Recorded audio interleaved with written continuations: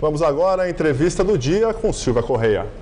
O Brasil tem cerca de 25 milhões de portadores de deficiência, segundo dados do IBGE. Eles representam 15% da população e as dificuldades que ainda enfrentam para ter acesso à saúde, à educação e ao mercado de trabalho são o nosso assunto de hoje.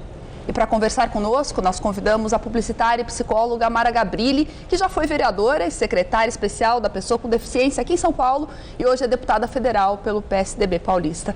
Boa noite, deputada. Boa noite. Obrigada por sua presença. Deputada, lá se vão 17 anos desde que a senhora sofreu o acidente que a deixou tetraplégica. Eu queria que a senhora apontasse para mim o que mais avançou desde então, em que área a gente mais avançou na inclusão das pessoas com deficiência, no acesso à vida nas cidades, em que área a gente menos avançou?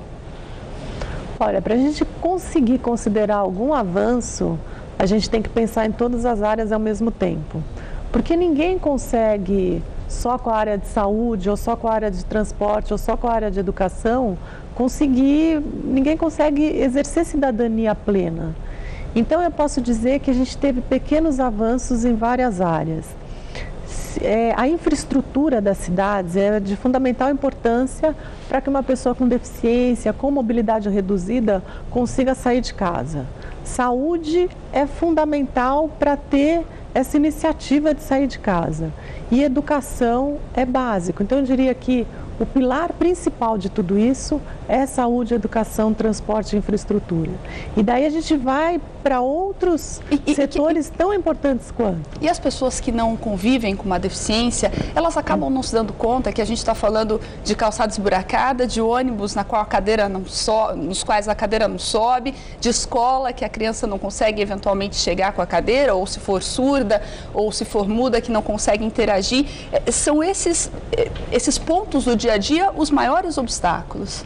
Os maiores, porque a gente tem obstáculos na comunicação, obstáculos nos próprios direitos das pessoas com deficiência, obstáculos físicos, né, de questões arquitetônicas mesmo da cidade, e muitas pessoas nem pensam nisso porque não costumam ver uma pessoa com deficiência circulando por aí. Eu acredito que hoje esse número de pessoas que têm alguma deficiência e saem de casa, o número está aumentando. Mas ainda é pouco, porque só na cidade de São Paulo a gente tem 3 milhões de habitantes com algum tipo de deficiência ou mobilidade reduzida, que seriam idosos, gestantes, obesos, que é um número considerável, né, que dá para se pensar. Agora, aqui em São Paulo, a gente avançou um monte nos últimos anos em vários pequenos sentidos. Eu imagino que Brasil afora a situação seja ainda pior. É essa a impressão que a senhora tem?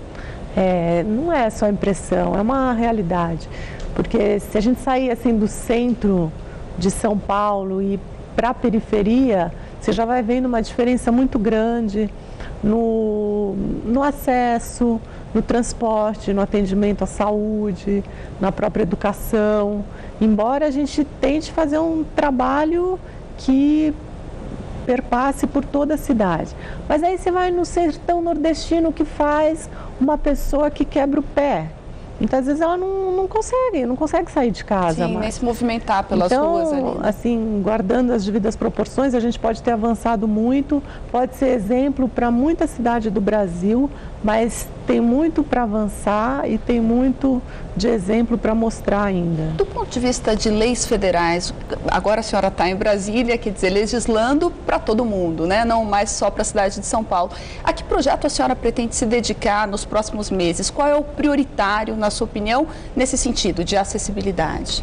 Olha, eu acho que assim, durante esses 6 meses de Câmara Federal, eu tive um papel de receber projetos e colocar emendas de acessibilidade e trabalhar ali como uma guardiã das pessoas com deficiência no Brasil, porque muitos projetos chegaram do governo sem ao menos contemplar, sem ao menos ter a expressão pessoa com deficiência. E projetos de extrema importância, como Minha Casa Minha Vida, que não tinha acessibilidade, como, por exemplo, o Pronatec, que é um projeto de profissionalização do jovem brasileiro. E não contemplava o jovem com deficiência. Então, isso, assim, eu tenho visto de uma importância muito grande, né? Ter deputados que observem pela luz da deficiência, né, esses projetos. E eu acho que um projeto muito importante que diz respeito a todo o Brasil, a todo o município, é uma lei nacional de calçadas que eu protocolei lá, que na verdade segue um pouco o exemplo de um plano emergencial de calçadas, que hoje é uma lei aqui em São Paulo. Deputado, o Brasil hoje dá conta, por exemplo, de fornecer cadeiras de roda, prótese? O SUS atende as pessoas que têm essa necessidade? O SUS tem a intenção de atender e faz uma pequena distribuição, mas que não dá conta do número de pessoas que chega a ficar, tem gente que chega a ficar 5 anos na fila para conseguir uma cadeira de rodas, e quando a cadeira de rodas chega, ela não é mais a cadeira adequada para essa pessoa. Agora, quando a senhora chegou à Câmara, a Câmara teve que se adaptar para que a senhora possa exercer plenamente o seu mandato. Então, houve uma instalação de um pequeno elevador para a senhora ter acesso para falar da tribuna, e um sistema de informática mesmo para que a senhora possa votar e o sigilo do seu voto seja respeitado. Esse é o caminho? A pessoa com deficiência, ela deve ir à rua e fazer com que o ambiente, de alguma forma, seja obrigado a se adaptar? Eu acho que hoje isso é básico, é palavra de ordem, que na verdade é o meio que tem que se adequar às pessoas com deficiência. Não é a pessoa que tem que se adequar ao meio. Quem tem deficiência mesmo são as cidades que não foram planejadas para receber todo tipo de pessoa.